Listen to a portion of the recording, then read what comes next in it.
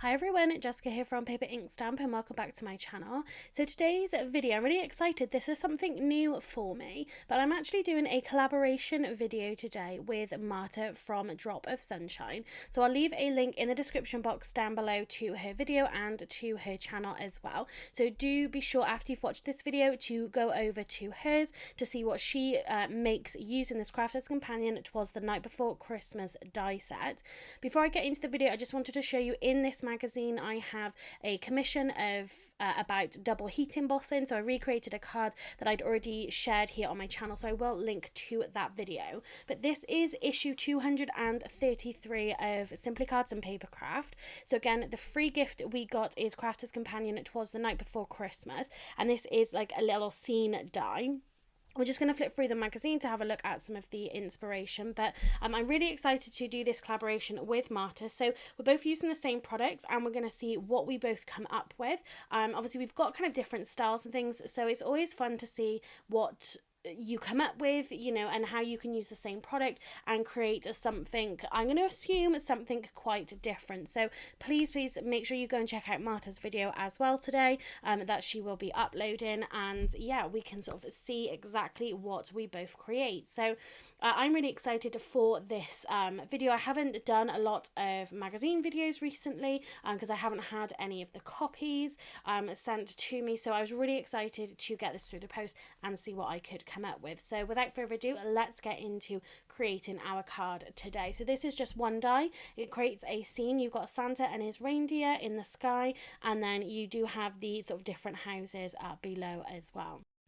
So today's card, I'm going to be creating a DL sized card, and this is going to fit perfectly on there. You do just need to do 2 bits of die cutting, which I will show you, and we're also going to do then some ink blending and still use it in the same kind of silhouette fashion. So I'm going to run this through my die cutting machine. I do end up running it through twice, and I add an extra shim the second time just to help die cut all of the little pieces and the bits just around those reindeers as well. So I'm going to be die cutting my background with the Scalloped Edge DL nesting die from Creative Craft products. So I'm going to make sure that this fits on my card and to sort of see how much more that I really need to die cut to get it to fit in with this Scalloped Edge die. So you can see I don't need too much more. So I'm roughly going to line this back up again. It doesn't need to be perfect because again it's just a house silhouette. There's nothing the same that's there that it's going to sort of run through. I'm just going to kind of put it as close to the edge as possible. So I'm going to run that through my die cutting machine again, and then that's going to give us our full DL size panel. And you can see there, because I've got a full size Gemini die cutting machine, but I'm using my Gemini junior plates. I'm just going to let it overhang either side, and that is just perfect for getting that extension you know, outside of those plates. So I'm just going to pull this off that extra little shim that I used there, which is just a scrap piece of cardstock. You don't need to use anything too precious here. I know there probably are products and things out there, but I literally just pick up a scrap piece of cardstock from my recycling bin. So now I'm just going to cut along the top of these houses. So I'm going to cut this reindeer off. Again, this isn't going to be the sort of Santa and the reindeers that I'm going to use on my card. I'm going to die cut that again from some coloured cardstock. And I'm just going to cut around the top of the chimneys and where it's connected and make sure that it still looks perfect. And then all of a sudden you have got a longer die cut piece with these houses, which you could use all year round if someone's moving. You know, if you wanted to just create a scene, this is great to have in the background. So it's a really great versatile die, not just to be used at Christmas. So now I'm going to put this to one side and I'm going to work on my background. So as I said, I'm going to do some ink blending here, and I'm going to go for a slightly different colour combination. So I've pulled out that same scalloped edged DL nesting die just so I can like mark off the area that I'm going to be ink blending in to make sure that I get all 3 of my colours in here. So I'm going to be using the Distress Oxide inks to get a really good blended background, and I found this blend just on Pinterest, you know, searching for Distress Distress Oxide blending combinations. So we've got chipped sapphire, we have got peacock feathers, and we do have a carved pumpkin as well. So I'm going to start off with the carved pumpkin is going to be at the bottom. So this is going to be kind of our light coming up. So the sun hasn't quite set yet, and this is then going to be behind, as you can see there, it's going to be behind those houses, giving it a little bit light. And where then you do have the windows and the doors die cut from our card, it's going to shine through and it's going to look really great. So just showing you there, I do have a new blending brush storage, which you'll see in a haul video, which I picked up from Craft Stash as well. And then I'm going to come in with the peacock feathers in the middle. So I don't know why, but my camera really doesn't make my blends look very good. But in real life and when you see the pictures, it definitely looks a lot better than this. But the best way to get the best results with ink blending with Distress Oxides, you want to make sure that your inks are very juicy. You don't want to use any dry ink pads. You want to make sure you get a lot of that colour down on your card to be able to mix them together. So I did work at this for a while just to get those to blend together really nicely. I did find that, you know, with the peacock feathers, it was coming into the carved pumpkin and kind of adding that colour into the carved pumpkin where I didn't really want it. But again, I just sort of kept working at it. That is the key with it. Make sure you've got a juicy ink pad, you're getting a lot of colour down on your card to be able to blend together, and just work at it until you are happy. So then I came in with that with the chipped sapphire, right at the top to add some nice depth to the top of this. So again, maybe a little bit more of an unusual blend of colours for a night sky, but the end results I'm really happy with. So again, just going back over these just to make sure that I've got enough of that colour like I want it to, and again, a really great blend. And if you do want to have a go at some different colour combinations with Distress Oxides, Christina Warner does a really good, she has videos, but she also has links on her website, on her blog, and on Pinterest as well. If you're looking for different color combinations, she does some really great examples of them. You can check those out. Like I said, Pinterest is a really great tool for coming up with different combinations.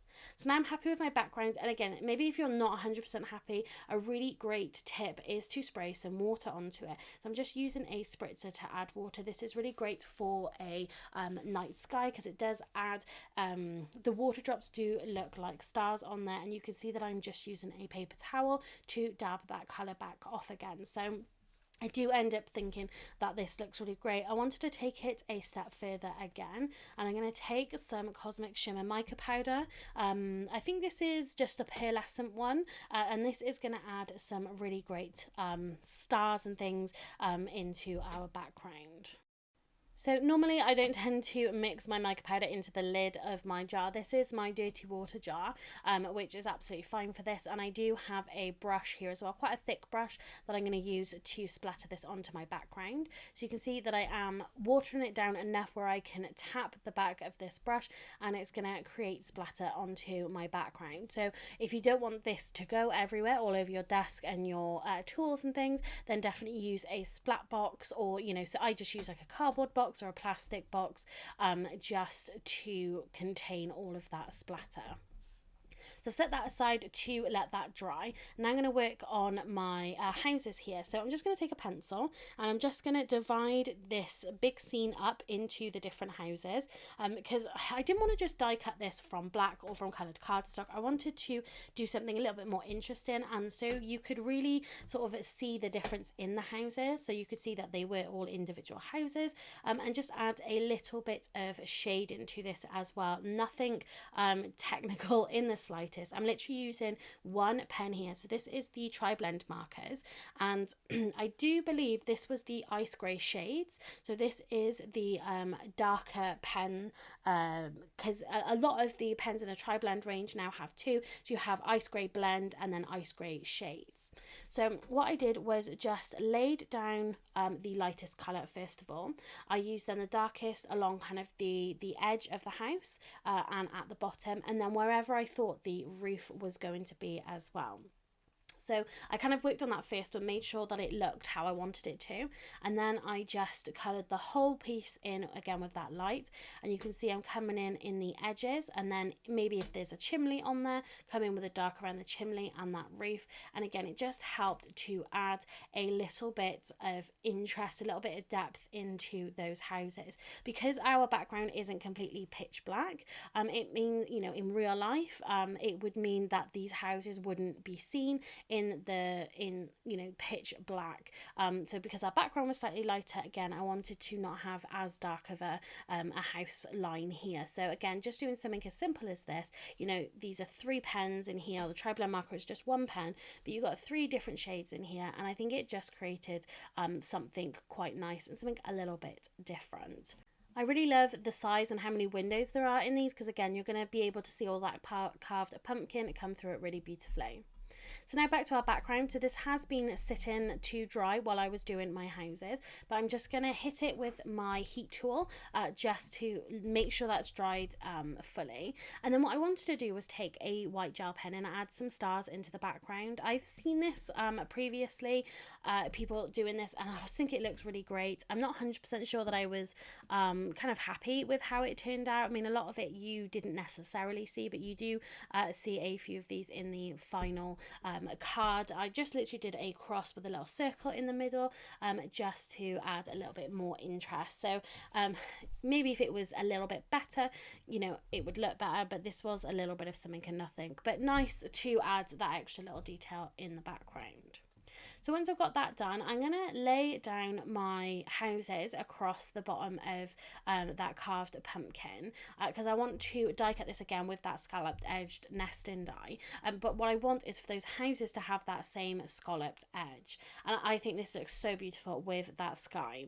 So I'm just going to put this in place. I'm going to make sure that the bottom of that nesting die you know, isn't coming past those houses, because again, I want to have that full scalloped edge on those houses, and I'm just going to hold that in place. I'm going to tape it down and run it through my die cutting machine again, and that's going to then die cut through our inked background and then through our houses as well. So I really loved how this turned out. It's something quite simple. Again, just a bit of die cutting, a little bit of ink blending, and then just a small amount of colouring on those houses. But I think it looks absolutely fantastic. And it's got quite a wide border on this card. I wasn't planning it to be like that. I was planning to put a matte and layer back there as well. But I actually really loved that stark white, thicker border around this panel with that inked background, and then with our houses as well. So I'm gonna leave it like this. It ends up being quite a plain and simple card, but I'm really chuffed with how this turned out. So now I'm going to take some foam tape because I want to create a little bit of dimension, a little bit of interest on here with those houses. So I'm taking the Time for Tea. This is the thinner foam tape that I shared with you guys in a haul video. I think this was the 5mm width, perfect for making like shakers and things like that. But again, for this, where I've only got a small amount of area on the back of this to add foam tape, it's going to be perfect. So I'm just adding it on and, you know, just cutting small pieces. And what I wanted this card to look like is I wanted the Santa to be in the background, and then I wanted to have the houses in the foreground. So that's by adding the dimension to the houses, it's gonna give that illusion that there is that separation, that Santa is in the background, and that's why he is more solid, because you wouldn't necessarily sort of see him as well. So again, just continue to add this, and then I can peel all of the backing off this tape. The other reason why I really love adding the foam tape to this as well is because it adds a little bit of shadow behind those windows, behind the tops of the houses, which again, it just adds a little bit more depth to the card. So you can see just that little bit of shadow is really beautiful on there. I'm then going to add this panel flat onto my card, so I don't really need any more dimension on here.